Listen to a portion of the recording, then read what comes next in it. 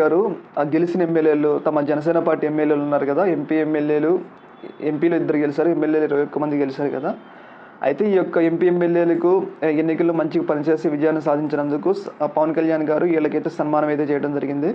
భవిష్యత్తులో ఎలాంటి కార్యక్రమాలు చేయాలి, ప్రజల్లో ఎలా మంచి పేరు పొందాలి అన్న వాటి మీద అయితే డిప్యూటీ సీఎం పవన్ కళ్యాణ్ గారు వీళ్ళకైతే ఒక ఆదేశాలైతే జారీ చేయడం జరిగింది.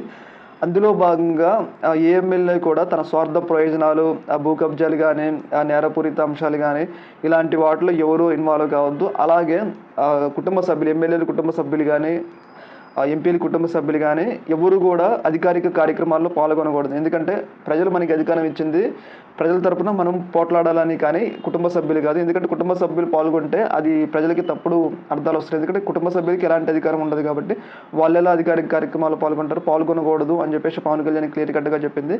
ఏదేమైనా కానీ ప్రతి ఒక్క కార్యకర్తతో ఎమ్మెల్యేలు, ఎంపీలు అందుబాటులో ఉండాలని, భవిష్యత్తులో జరగబోయే ఎన్నికలకు పార్టీని బలోపేతం చేసుకోవాలి.